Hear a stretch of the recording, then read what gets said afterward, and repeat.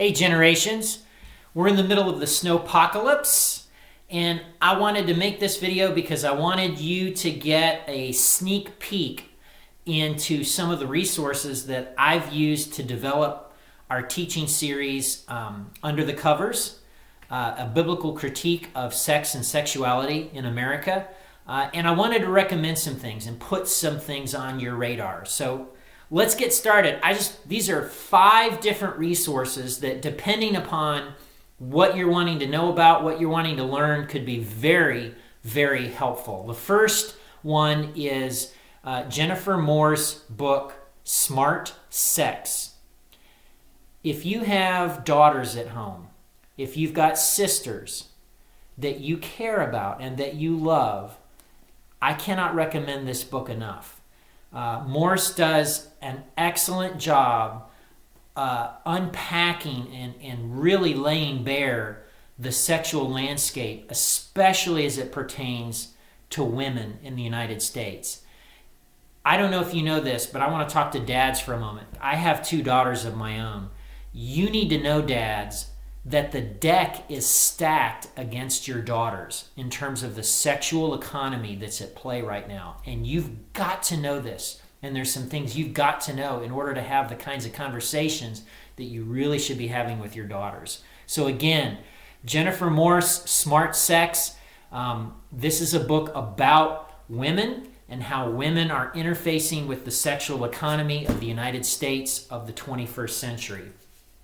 By the way, if you work with teenagers or young adults, you're going to want to be familiar with this book. This is the Mark Regeneris study, Premarital Sex in America. This is considered the comprehensive work looking at the behaviors of teenagers and young adults in the United States.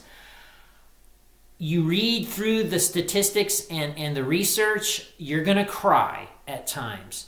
But knowing where you are is a very, very important step in going anywhere. If you have your head buried in the sand, you're not going to go anywhere. You got to know where you are, and the Regeneris study is a great place to start. In terms of overall theology, here's a book that I would recommend, okay?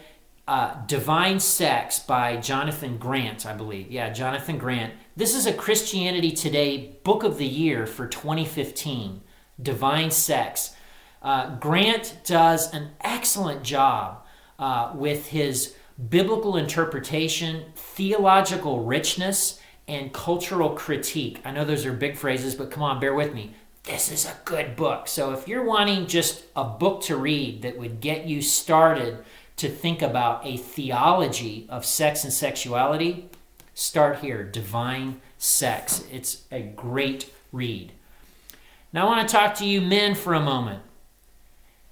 And I want to talk about the thing that a lot of you are doing, namely porn. Okay? Porn, it's everywhere. It's on your internets. It's on your phones. And for a number of you guys, it's wreaking havoc in your lives, in your relationships, and in your heart. Joe Dallas, The Game Plan. You need to get this book. Furthermore, I encourage you to contact me. I'll work with you. There are men at Generations who've gone through The Game Plan and will partner with you and will help you take steps. Here's the thing. In 2016, I want you to be free from porn. In 2016, I want you to walk away from pornography. It's only for your benefit to do this, okay?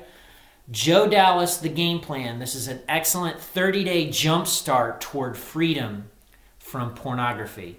Cannot recommend it enough.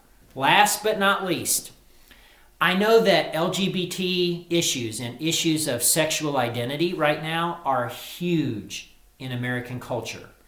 And I also know that there's a lot of misinformation out there in terms of what the Bible says and doesn't say, in terms of just some real basic things about sex and sexuality from a biblical perspective. A good place to start, okay? The End of Sexual Identity. And this is by Janelle Paris. She does a great job. In 2012, I did a teaching series on sex and sexuality, and I had grocery bags.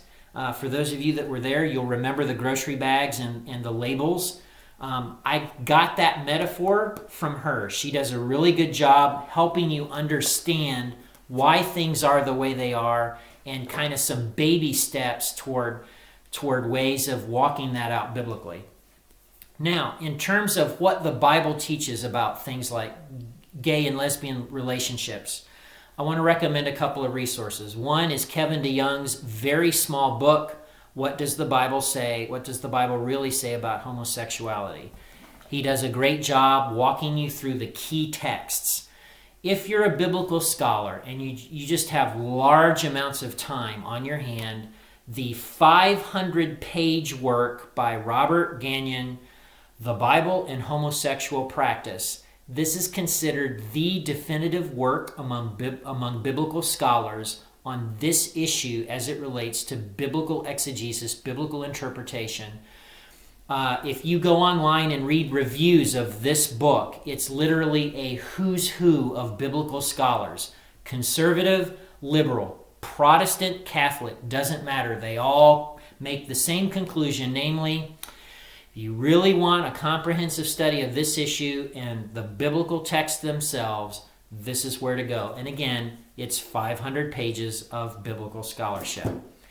Those are some resources that I simply wanted to put on your radar. I've got tons more, and so I would love to hear from you. You can contact me via my email address or Generations Facebook page, and I'd be happy to recommend further resources. There's some great things for parents, and next week we'll unpack what some of those things are, how to have conversations, an ongoing conversation with your kids about sex and sexuality, because, right, it's not just one talk, it's a conversation.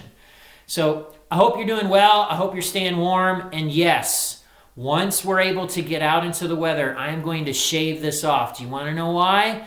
That's gray down there. Oh, okay. I screamed at you now and you're freaking out. So thank you for watching this video. There's some great resources out there, gang. I hope you'll avail yourselves of them.